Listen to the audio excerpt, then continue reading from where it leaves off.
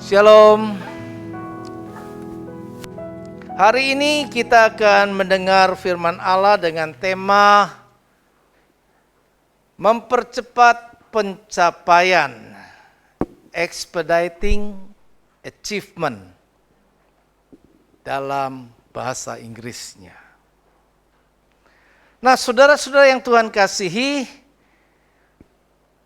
untuk bisa mengerti apa yang Tuhan kehendaki di dalam konteks tema ini, maka kita akan melihat satu kisah dari Lukas pasal yang ke-19 ayat yang pertama sampai yang keempat saja. Kita akan baca kebenaran firman Tuhan mengenai Zakius. Firman Allah berkata demikian, Yesus masuk ke kota Yeriko dan berjalan terus melintasi kota itu. Di situ ada seorang bernama Zakius, kepala pemungut cukai, dan ia seorang yang kaya. Ia berusaha untuk melihat orang apakah Yesus itu, tetapi ia tidak berhasil karena orang banyak sebab badannya pendek. Maka berlarilah ia mendahului orang banyak, lalu memanjat pohon ara untuk melihat Yesus yang akan lewat di situ. Dari konteks ayat ini kita sudah tahu tentang cerita Zakius. Ketika Yesus memasuki kota Yeriko, maka ada seorang yang telah mendengar kisah tentang Yesus namun belum pernah bertemu dengannya. Nah, ada satu keinginan yang besar dari Zakius, seorang yang sudah sukses dalam hidup, di dalam karirnya sebagai kepala bea cukai, pemungut cukai, seorang yang kalau memang mengerjakan hal-hal yang demikian, pada umumnya orang yang berada di posisi seperti itu akan mudah mendapatkan uang dan mengumpulkan uang sebanyak-banyaknya, sehingga firman Allah dari dahulu bahkan juga kehidupan yang kita jumpai di saat sekarang ini, orang-orang yang sampai pada posisi menjadi kepala bea cukai, kepala pemungut cukai seperti Zakius, maka ia menjadi seorang yang kaya. Kurang apa lagi, dia punya segalanya. Hartanya melimpah, hidupnya sukses. Tapi kehidupan yang sukses di dunia ini belum tentu sukses juga di dalam kerohanian, di dalam hubungan dengan Tuhan. Zakius sangat ingin bahwa ia bertemu dengan Yesus.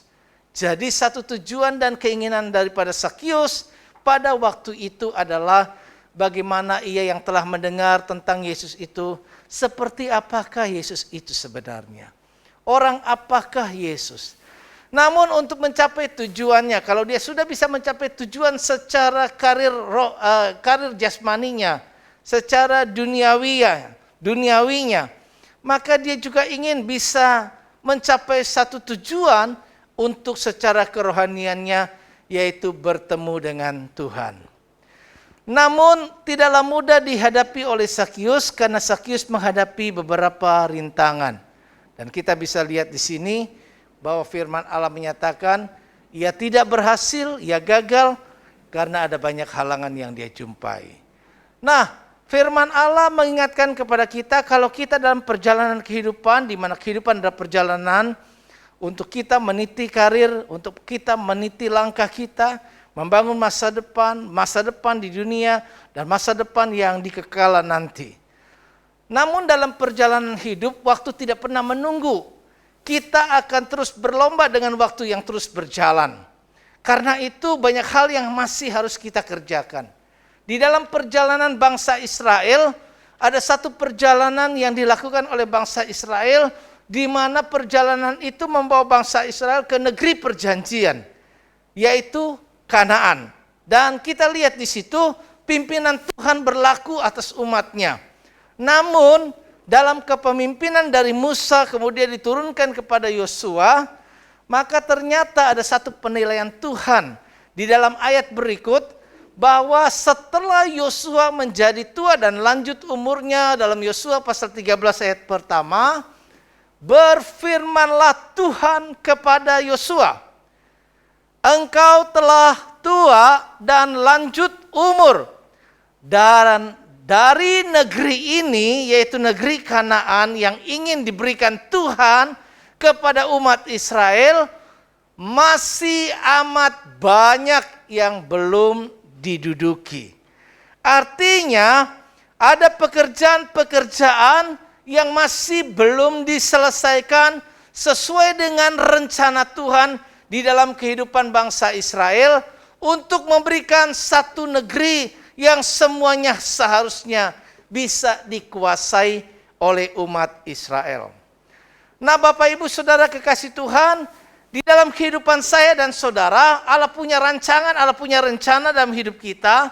Bahkan Allah menjanjikan kita untuk hal-hal yang baik di masa depan kita. Seperti Ia menjanjikan supaya umat Israel memperoleh tanah perjanjian, tanah Kanaan, dan merebut semuanya menjadi milik pusaka orang Israel. Namun dalam perjalanan kepemimpinan daripada Yosua sampai kepada usia yang sudah lanjut, masih ada yang belum diselesaikan. Nah, dalam perjalanan kita sampai di usia kita saat sekarang ini, apa yang sudah kita kerjakan dan apa yang belum kita kerjakan? Apakah masih ada banyak hal yang belum kita kerjakan? Apakah masih ada banyak hal yang belum kita capai dari apa yang seharusnya kita capai? Firman ini mengingatkan kita bahwa waktu berjalan, jangan sampai nanti ketika kita sudah semakin sedikit waktu yang kita miliki, karena usia yang sudah getting old, semakin tua, tetapi masih banyak yang harus kita kerjakan, yang belum kita kerjakan. Nah, dari kesemua tadi, apa yang menjadi penghalang terbesar bagi kita untuk mencapainya? Apa yang menjadi obstacle kita, penghalang, rintangan kita untuk bisa mengerjakan apa yang seharusnya kita kerjakan semuanya? Mungkin hari ini kita bisa mengukur pencapaian kita secara karir di dunia. Tapi apakah juga kita sudah mengukur pencapaian kita dalam hubungan dengan Tuhan? Dan sejauh mana apa yang Tuhan mau dalam hidup kita, sudahkah juga kita capai itu? Karena satu ketika berurusan hidup di dunia ini memang urusan kita. Dan kita butuh Tuhan untuk menolong kita menjalani hidup selama di dunia. Tapi nantinya juga akan menjadi urusan kita ketika kita masuk dalam kekekalan, mempertanggungjawabkan apa yang sudah kita kerjakan. Selama hidup di dunia kita membangun rumah, kita membangun masa depan. Tapi dalam kekekalan nanti adakah rumah buat kita? Adakah satu tempat yang nyaman di mana sebenarnya kehidupan itu menjadi kehidupan yang kekal bagi saya dan saudara? Saat sekarang ini kita akan berakhir dengan kematian selama kita di dunia yang fana. Tapi di kekekalan nanti tiada akhirnya. Kita akan menghidupi kehidupan kekekalan entah di surga atau di neraka. Pencapaian apa yang akan kita peroleh? Yang kita inginkan, yang harus kita kerjakan saat ini. Adakah kerohanian kita begitu jauh dari ekspektasi Tuhan? Dari harapan Allah dan dari apa yang seharusnya yang Tuhan inginkan dalam hidup kita. Nah, coba sadari apa yang menjadi halangannya. Bagi Zakius jelas, Zakius dikatakan dia tidak berhasil. Berhasil dalam kehidupan duniawi, menjadi orang yang kaya. Tapi di mata Tuhan itu keberhasilan ukurannya bukan cuma materi. Keberhasilan itu bukan cuma kehidupan di dunia ini. Tapi di mata Tuhan itu kita harus mengerti bahwa ada satu destiny, satu tujuan dari Tuhan di dalam kehidupan kita. Dan apakah tujuan Allah dalam hidup kita itu sudah tercapai. Karena itulah yang penting nantinya. Saya getting old, usia saya sudah begitu bertambah terus.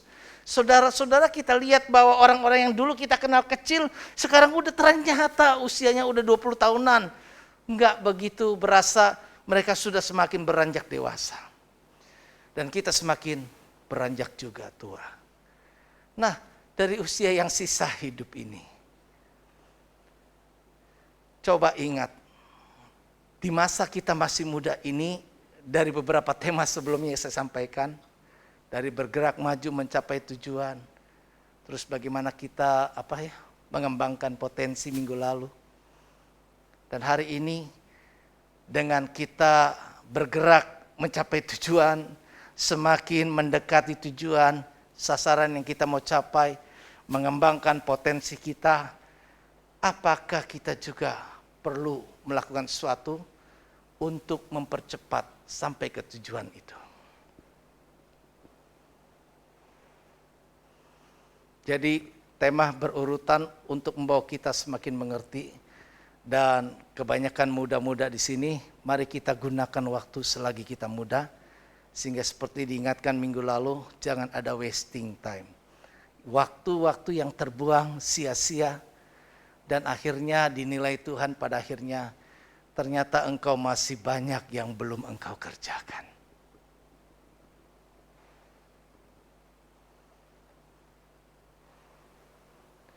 Zakius menghadapi dua rintangan besar baginya untuk mencapai tujuannya melihat orang apakah Yesus. Yang pertama adalah rintangan secara eksternal, faktor dari luar, yaitu dia menghadapi orang banyak yang mengikuti Yesus.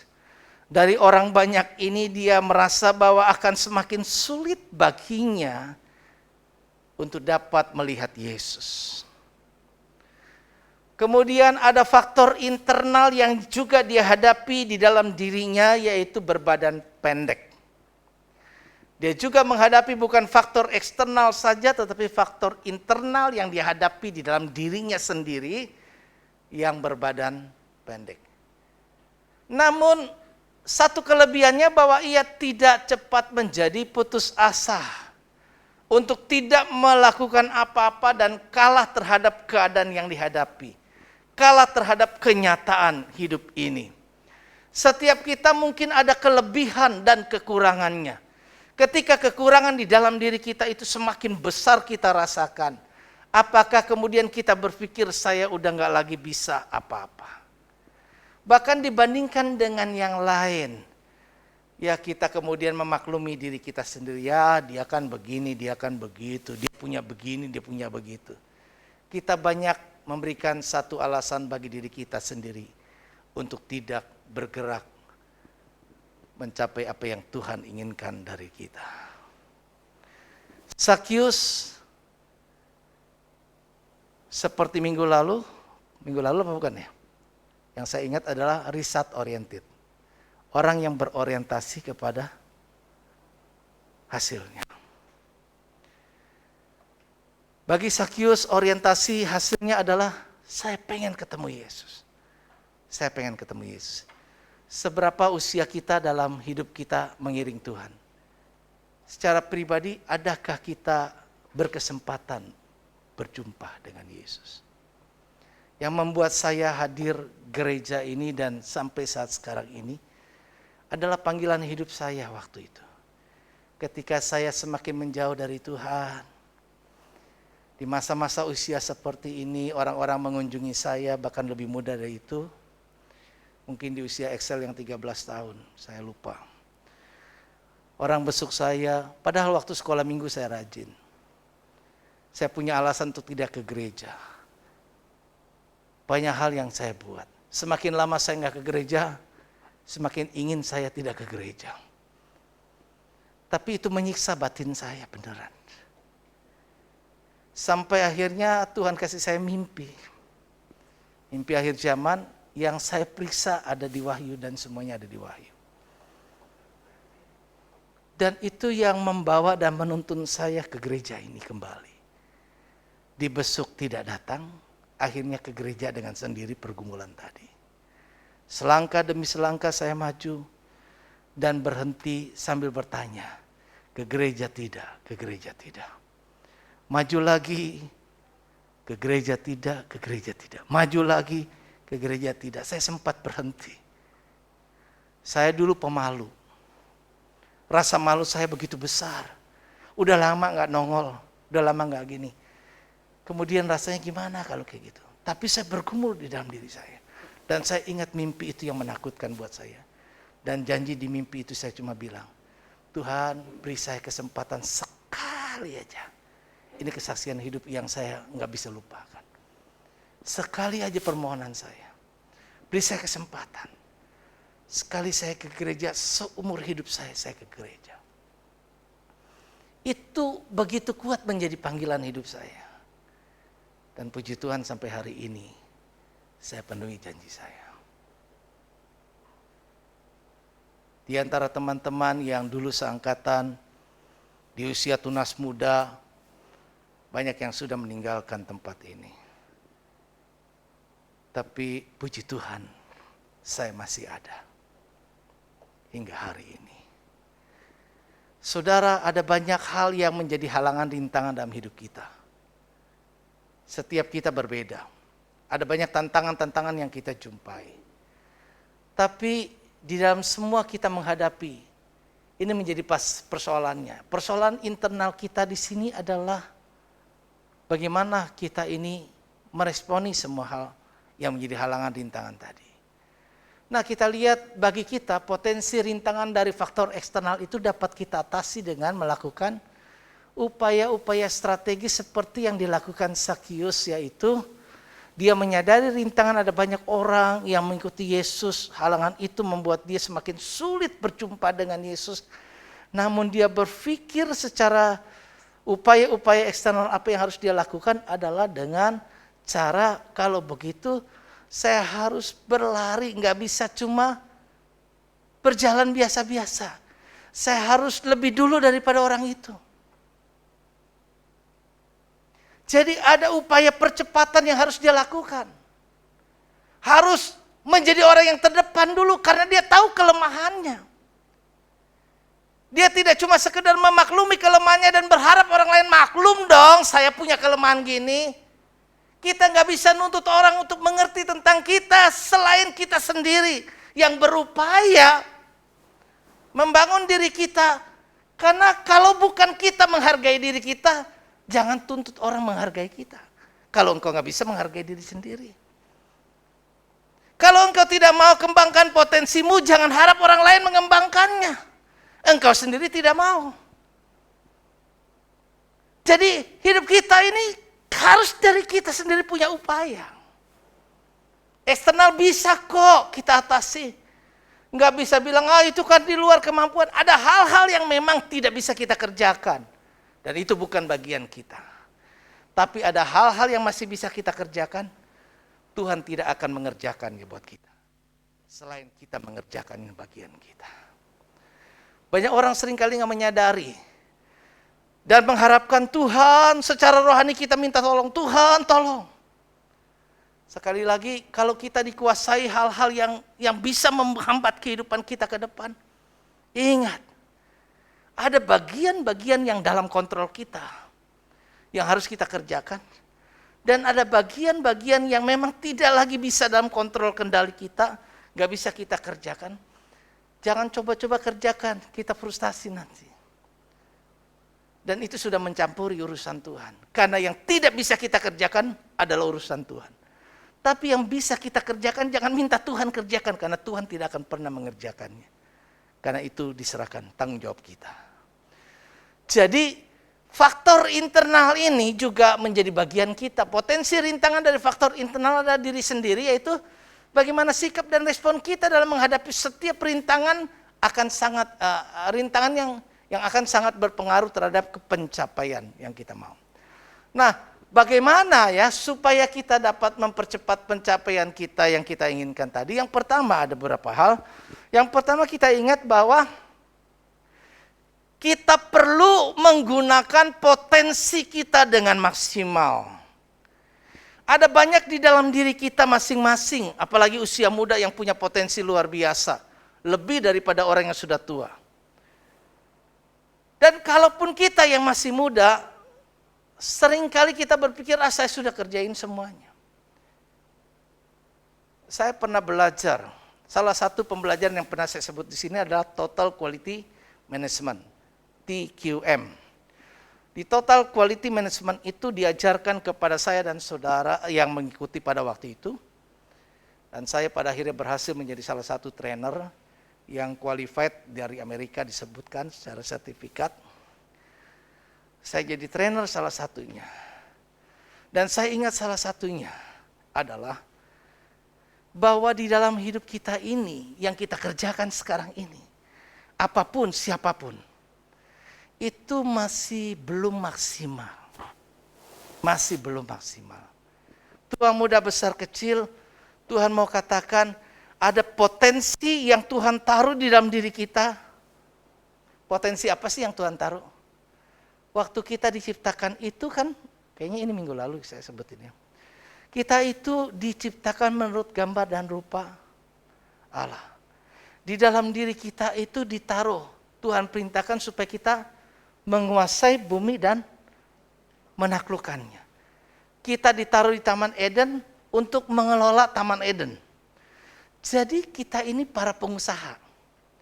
Kita ini orang-orang yang bisa berusaha, memanage, mengatur. Karena Allah sudah ciptakan desainnya seperti itu. Seperti Allah loh. Jadi potensi di dalam diri Allah itu, semua kekuatan apa yang ada di diri Allah, itu diturunkan. Seperti kita, terhadap orang tua, kita memiliki DNA orang tua. Kita memiliki satu sifat, kemampuan dari orang tua. Orang tua pemimpin, anak bisa punya satu karakter kemampuan, ya potensi jadi pemimpin. Itu diturunkan. Kita ini orang-orang hebat karena kita adalah orang-orang diciptakan Allah. Memiliki potensi yang luar biasa. Nah, gunakan itu maksimal. Pada setiap kesempatan yang ada kita gunakan maksimal. Jangan males, jangan cuma kita ya sudahlah. Yang tadi saya bilang wasting time. Bijaklah menggunakan waktu yang ada, kan itu poin yang sudah kita bahas di tema sebelumnya. Ya. Selalu ada ruang untuk peningkatan yang lebih baik. Kita masih belum mencapai titik puncak. Waktu kita dalam keadaan biasa-biasa, kita merasa tidak mampu mencapai di atas. Tapi kita yang merasa nggak mampu, begitu dilatih, kan ada banyak orang yang bisa mampu. Kadang kita pikir apa trik kamera, orang bisa kemudian terbang kayak gitu. Kalau kita lihat banyak orang Chinese, Cina itu kan yang seperti itu punyanya.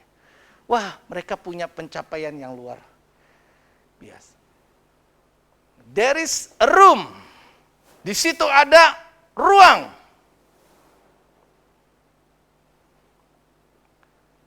To increase your capability. Untuk meningkatkan kita punya kemampuan. Ada satu kesempatan, ada satu ruang yang masih bisa kita tingkatkan. Karena ada banyak hal-hal yang harus kita kerjakan dan belum kita kerjakan, maka setiap kesempatan yang ada pada kita, baik untuk pencapaian secara duniawi maupun pencapaian di dalam Tuhan, itu harus kita manfaatkan dengan maksimal. Jangan jadi anak muda, jangan jadi pribadi siapapun kita sekalipun sudah usia lanjut, yang membuang waktu kita dan kita tidak mengerjakan apa yang seharusnya kita kerjakan. Karena akhir kehidupan kita, setiap kita tanpa terkecuali, tua, muda, besar, kecil, ketika menghadap Tuhan, harus mempertanggungjawabkan hidup di dunia ini. Yang pertama, agar kita bisa mempercepat, yuk maksimalkan. Pengen cepat sampai kepada tujuan, speed up, dipercepat. Kecepatan kita tingkatkan. Dari biasa 60 km per jam, naik ke 80 km per jam, 100 km, 120 pada tingkat yang bisa kita kerjakan. Waktu kita mengemudikan, kebanyakan mayoritas kita tidak pada kecepatan maksimal yang dimungkinkan oleh kendaraan itu. Tapi ketika kita mempercepat, tentu kita harus perhitungkan rintangan apa di depan kita. Jadi berikutnya, jangan lupa bereskan juga rintangan yang ada pada diri sendiri dulu. Kita harus berubah. Faktor yang paling besar kita hadapi dan paling berat itu diri kita sendiri. Saya minggu lalu belajar tentang setan, okultisme, dan banyak orang ternyata yang dikuasai roh jahat. Dan ketika roh jahat bermanifestasi di dalam diri orang itu, ada berbagai macam roh jahat. Jadi nanti kalau ada kesempatan kita belajar tentang hal ini. Kerajaan setan, kerajaan neraka, dan kerajaan surga. Tapi saudara-saudara, setan mau menguasai kita. Setan mau menghancurkan kita. Nah, firman Allah menasihatkan kita supaya bisa keluar dari itu. Lawan, ada perlawanan dari diri kita. Kita yang harus menolak. Setannya mau menguasai kita, kitanya yang harus menolak. Kitanya yang harus tidak mengizinkan. Kalau kitanya diam dan mengizinkan, dia punya kekuatan, kita diam. Tapi kita harus berontak menolak itu. Saya ingat kok dulu saya itu, karena saya anak perjanjian, yang diminta secara perjanjian dengan Tuhan. Setelah saya dapat anak atau saya lahir, seharusnya saya diserahkan ke Tepekong. Tapi saya nggak diserahkan. Jadi setiap hari itu saya diuber-uber sama setan. Hidup saya menderita. Tiap malam saya pasti mimpi setan. Ketakutan sampai saya ngompol. Walau usia saya sudah agak tua, udah agak besar. Kenapa? Karena takut luar biasa. Dan saya tahu bagaimana itu setan menguasai. Kepala saya begitu berat mau bangun, rasanya susah. Mulut saya mau mengucapkan dalam nama Yesus itu berat sekali. Tapi saya harus berjuang dan berkata dalam nama Yesus keluar engkau. Anak-anak muda akan banyak digunakan, dimanfaatkan supaya hidup kita. Mungkin cara setan itu bukan, nanti kita belajar lah. Setan itu enggak seperti yang digambarkan kebanyakan film-film di Indonesia. Asal mula setan kita harus mengerti. Dengan begitu kita akan bisa menjaga hidup kita. Jangan sampai itu menghalangi kita untuk mencapai apa yang harusnya kita capai dalam hidup ini. Bagaimana dengan attitude kita, sudah beres belum nih? Sikap hati kita udah beres belum? Sehebat-hebatnya, pinter-pinternya kalau kita ngelamar kerja, HRD itu punya tes, atau bos atasan yang akan mempekerjakan kita itu, dia juga akan menilai. Kalau soal kepintaran nanti, soal mau belajar tentang apa yang harus dipelajari di perusahaan itu, masing-masing berbeda, itu gampang. Nanti saya bisa ajarin, persoalannya adalah modalnya, attitude kamu itu udah benar belum? Kalau attitude-nya bermasalah, nggak akan dipekerjakan. Mau sukses, mau berhasil, attitude-nya harus benar dulu. Punya sikap hati yang baik. Kita sudah diajar tentang attitude kan? Ada 6 pilar yang kita bangun sebenarnya dalam pondasi di gereja ini. Yaitu akrab. Yaitu punya attitude, do the best, lakukan yang terbaik. Punya attitude yang punya jiwa yang mau melayani. Punya attitude, submission, penundukan diri, dan menghargai orang. Punya attitude apa lagi? Rendah hati, humble. Punya attitude apa lagi? Ada 6. Ada 6. Dan yang terakhir saya ingat adalah attitude-nya history maker. Kita bukan follower. Jangan punya mentalitas pengikut doang. Di belakang. Nggak pernah punya inisiatif. Nggak berani untuk mencetuskan hal-hal yang baru. You akan jadi orang yang selalu terbelakang ikut. Tapi kalau kita punya jiwa attitude-nya orang yang punya inisiatif, berani berbeda dengan orang, kita akan menjadi orang yang terdepan. Zakius akan menjadi orang yang terdepan sebelum Yesus lewat. Maka dia berhasil menemukan Yesus pada akhirnya. Dia tahu kelemahannya, dia panjat di atas. Dia nggak pernah juga berpikir Yesus nanti pasti ngelihat saya kok. Enggak. Tapi yang penting dia bisa lakukan bagian dia adalah saya bisa lihat Yesus. Mungkin kalau saya di atas Yesus nggak kelihatan, mungkin kalau dia nggak lihat-lihat nengok ke atas. Tapi Allah menghargai semua orang yang berusaha. Allah menghargai Zakius yang berusaha naik pohon untuk melihat dia. Maka Allah yang mengerti dan tahu. Dia berhenti persis di mana Zakius ada di atas pohon. Dia ke atas berkata, Zakius turunlah. Aku harus, karena Allah mau bereskan di dalam diri Zakius, menumpang di rumahmu. Bukan Allah bertanya, boleh gak saya numpang? Tapi aku harus menumpang di rumah. Dan selanjutnya adalah kita punya respon sikap. Mau terima Yesus enggak untuk mengerjakan perkara yang lebih ajaib dalam hidup kita. Sukses di dunia, sukses di akhirat. Attitude kita, karakter kita. Anak-anak muda kalau kita sekarang punya karakter yang tidak baik, beresin dulu karakter, karena itu akan menjadi halangan kita. Mau sukses di pekerjaan, kalau karakter kita jelek juga pasti nggak bisa. Apalagi di dalam Tuhan. Terus paradigma berpikir kita ini sangat berpengaruh, karena segala gerak-gerik kita dikendalikan oleh pikiran kita. Kita mau melakukan apa? Pikiran ini, paradigma, cara berpikir kita, wawasan kita, cara pandang kita. Angka 6 itu bisa Anda lihat 6 atau 9. Tergantung sudut pandang kita. Apakah kita mampu melihat angka 6 benar-benar sebagai angka 6? Atau akhirnya kita bisa melihat, menilainya sebagai angka 9. Keliru. Perspektif pandangan kita akan menentukan ke depan langkah hidup kita. Karena itu kita harus asah, kita latih. Attitude, karakter, paradigma berpikir, ini sesuatu yang ada di dalam diri. Bukan orang lain, tapi diri kita. Nggak peduli apa yang dilakukan orang lain, dan nggak peduli situasi keadaan di sekitar kita. Karena ada kadang-kadang faktor itu tidak mampu kita bisa atur.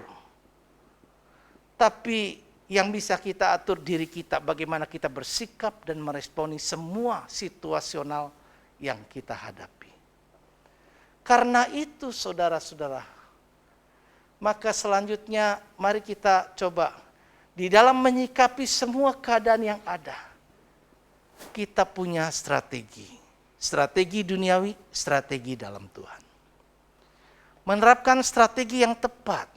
Yang tepat itu berarti sesuai situasional yang kita hadapi. Baik secara karir kita di dunia, waktu kita menghadapi banyak persoalan pekerjaan, usaha dan lain sebagainya, bahkan pendidikan, maupun di dalam Tuhan.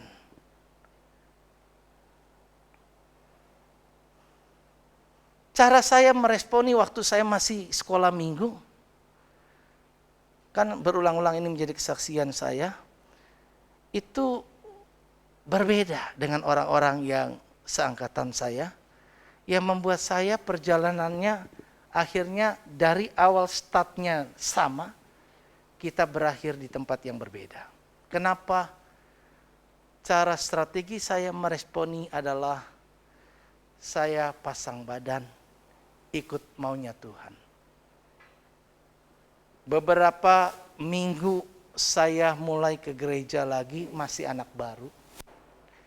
Disuruh pimpin pujian, mentalitas saya apa? Saya terima. Kenapa? Karena saya pengen dibentuk. Apa aja Tuhan mau. Suruh bentuk panitia pembentukan pengurus. Kemudian saya ikuti. Padahal saya orang baru waktu itu. Masuk di remaja. Dipilih jadi ketua. Saya terima. semuanya saya terima. Akhirnya membuat saya punya strategi hidup saya. Ngikut yang Tuhan mau. Penting untuk menetapkan tindakan kondisional apa yang akan kita jalankan. Guna mencapai tujuan. Strategi waktu untuk mencapai tadi, Tuhan perintahkan. Di zaman dulu enak, masih otokrasi. Adalah kepemimpinan Tuhan secara langsung. Kita bisa dipimpin waktu bangsa Israel pada waktu itu dipimpin. Yosua masih banyak yang belum dikerjakan. Sekarang gini Yosua, yang ada dulu kamu bereskan. Yang ada dulu, bukan yang gak ada. Kamu dari yang ada bagi. Ini udah dapat lahannya. Sekarang disuruh. Kalau kita baca di Yosua 13 tadi. Selanjutnya. Bagi dulu tanah yang ada kepada mereka semua yang lain. Diatur sama Tuhan. Tuhan punya strategi luar biasa. Dalam berperang bangsa Israel itu menang karena Tuhan yang kasih tahu strateginya. Kamu kepung, kamu kelilingi ini dan sebagainya. Tembok Yeriko begitu tebal, bisa bangun rumah di atas tembok. Di atas temboknya, kalau ini kan sekarang kan kecil. Kita berjalan aja udah harus jaga keseimbangan. Kalau dia di sana, bukan cuma bisa berlari-lari, bikin rumah pun bisa. Tebal. Setebal itu persoalan yang dihadapi bangsa Israel. Tapi cuma Tuhan kasih strategi, kelilingi dia. Kan ada banyak yang gak masuk akal kalau ikut Tuhan. Kadang strategi akal budi kita ini suka lebih banyak, lebih pintar dari Tuhan. Kita ini suka ngatur Tuhan. Padahal seharusnya kita itu mau diatur Tuhan. Tadi pagi kita bicara tentang hidup seirama dengan Tuhan. Bagaimana kita menggunakan cara-cara Allah dalam hidup kita. Jadi tujuan tidak akan mudah dicapai tanpa strategi yang tepat. Untuk menerapkan strategi yang tepat guna perlu mempertimbangkan beberapa faktor yang ada dapat mempengaruhi. Yaitu pertama kita coba lihat waktu kita berhadapan dengan sikon di lapangan. Antara yang kita pelajari teori dengan di lapangan kadang banyak perbedaan yang luar biasa. Kita berhadapan dengan kenyataan. Pengen maju di dalam Tuhan pasti banyak halangan. Lebih lagi itu. Lebih lagi. Kita akan diseret kehidupan semakin menjauh. Tadi pagi saya katakan Yunus itu dibawa setan tuh. Padahal dia golongan nabi, walau nabi kecil. Menjauh dari Tuhan. Loh, nabi aja mau jauh loh dari Tuhan. Katakan. Hidup kita ini kalau jadi orang-orang biasa kayak gini, mudah buat iblis. Mudah. Saya banyak belajar dari okultisme. Bagaimana pekerjaan iblis itu benar-benar coba menyeret kita kepada apa yang dia mau, bukan yang Tuhan mau. Terus coba keunggulan dan kelemahan yang kita miliki ini coba kita lihat. Coba, dengan saya punya kelemahan seperti Sakyus, saya punya badan pendek, kelemahan. Strategi apa yang harus saya lakukan? Harus berani panjat, naik. Mungkin hidup kerohanian kita juga begitu. Ada hal-hal yang harus kita lakukan. Naik ke atas. Semakin naik, semakin naik. Kalau engkau tidak naik ke gunung Allah, kita nggak akan bisa mendapatkan hal-hal. Petrus udah punya pengalaman jadi nelayan kawakan, tapi gagal menangkap ikan. Harus apa? Dikatakan pergi ke tempat yang lebih dalam. Maka rohani kita pun harus sama. Lebih dalam lagi ku rindu Kau Tuhan. Kalau hari ini kita belum ketemu Tuhan, rindu. Kalau kita belum punya pengalaman dibaptis, rindu. Karena cuma dengan itu strateginya kita akan bisa mendapatkan baptisan roh. Dengan begitu kita akan mengalami hal-hal perkara yang dahsyat luar biasa. Dan batas kemampuan kita itu sangat terbatas. Tapi kalau God behind me, ada God behind us, ada Tuhan faktor di belakang kita, itulah kunci keberhasilan hidup yang dialami oleh bangsa Israel. Peluang kesempatan yang ada kita sadar. Enggak kesempatan datang pada waktu kita siap. Enggak kesempatan datang pada waktu yang kita inginkan. Ketika ada kesempatan, peluang, apalagi anak-anak muda, jangan pernah takut untuk mencoba. Lakukan. Terima setiap hal yang baru sebagai tantangan untuk terus belajar meningkat hidup kita. Di dalam Tuhan dan secara duniawi. Potensi ancaman yang dapat menghalangi pencapaian, satu hal di dalam Tuhan, rohani, yang dapat menghalangi kita adalah apa? Dosa. Apa yang menghalangi kita dengan Tuhan? Dosa. Dosa ini bisa menjadi penghalang besar atas sukses hidup kita di dalam Tuhan. Lupakan yang telah lalu, mengarah pada tujuan, dengan mata memandang Tuhan Yesus. Terus apa lagi? Bertanding sampai menang, begitu ya? Berlari sampai akhir. Terus tanggalkan semua beban dan dosa yang ada, halangan-halangan, obstacle kita apa? Bereskan tadi di poin 2. Dan sekarang terapkan strategi apa yang bisa membuat kita cepat mencapai apa yang kita mau. Ya. Yang keempat terakhir, bicara kaderisasi, artinya ada hal-hal. Kalau kita bangun rumah tangga keluarga kita juga kita kaderisasi keturunan kita, anak-anak kita. Kalau kita masih muda, kaderisasi apa? Orang-orang yang ikut bersama dengan kita. Karena orang-orang yang tadi itu bersama sekeliling kita itu, kalau dia punya kemampuan juga bekerja sama dengan kita, dia hebat dengan kita kawannya akan lebih cepat. Kalau engkau cuma tunggal berjuang sendiri, itu susah. Tapi kalau engkau bisa berjuang dengan orang-orang yang hebat, gereja ini dibuat semuanya orangnya hebat, pencapaian gereja ini lebih mudah buat saya. Tapi kalau saya yang hebat sendiri, semuanya jadi sendiri, semuanya ini sendiri, susah lama. Kaderisasi itu sangat penting. Dalam pekerjaan, dalam usaha, buat orang. Sekali lagi, ingat, saya berhasil di masa usia saya bekerja. Dikenal sama bos, dikenal sama orang-orang. Sebagai yang mencetak orang. Artinya saya dikenal sebagai orang yang mampu membimbing, mendidik orang supaya bisa jadi berhasil. Dan staf saya itu di waktu yang lalu sering diambil sama departemen lain kalau sudah jadi. Dan saya sebagai orang yang sudah didik mereka kan merasa kesel. Tapi saya nggak pernah lupa kata bos itu. Paulus, engkau kan bisa mencetak. Jadi diganti lagi dengan orang yang baru masuk. Taruh saya. Kan buat saya susah untuk mencapai apa yang saya mau capai.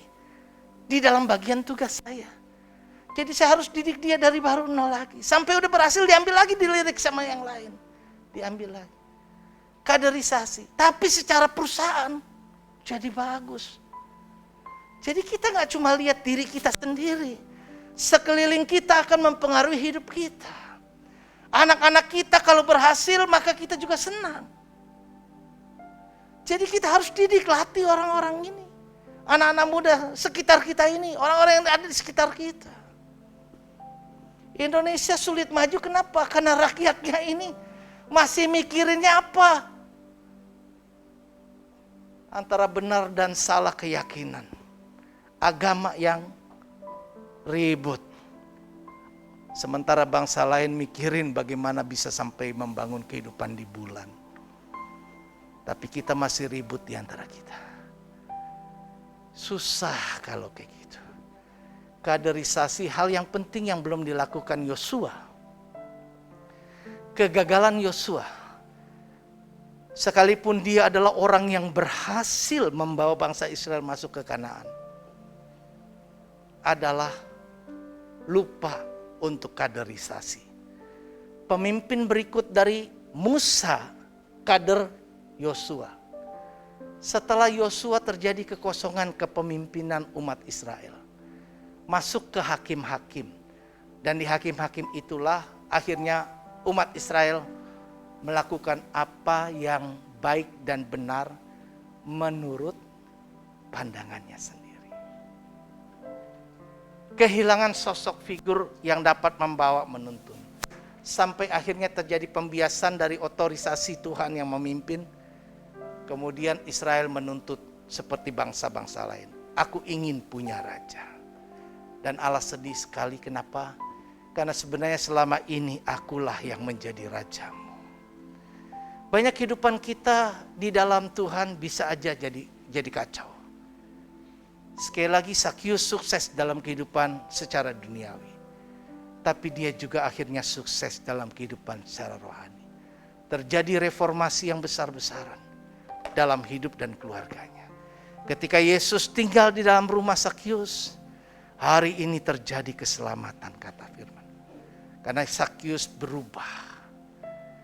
Dulu aku peras orang. Dulu aku minta begini-gini. Tuhan, bahkan setengah dari hartaku, aku siap bagikan buat orang yang membutuhkannya. Kalau ada mereka yang kuperas sebelumnya, aku berani ganti 4 kali lipat. Itu bicara uang tuh sudah radikal banget kalau ikut Tuhan. Itu luar biasa terjadi pada Sakyus. Satu perubahan hidup yang luar biasa. Nah, apakah kita juga dalam menyikapi hidup ini menyadari ada banyak yang belum kita capai dari ekspektasi Tuhan dalam hidup kita? Mari percepat. Expedite your achievement. Pencapaian. Goals kita masih jauhkah mungkin di sana? Atau kita sudah mulai mendekati goals kita? Bawa bola hidup kita, melewati banyak rintangan, dan cetak gol keberhasilan dalam hidup menurut pandangan Tuhan. Dan kalau Tuhan pandang itu berhasil, akan berhasil di bumi dan di surga. Amin. Tuhan berkati. Mari kita semua bangkit diri, kita angkat lagu pujian. Lupakan yang telah lalu, mengarah pada tujuan.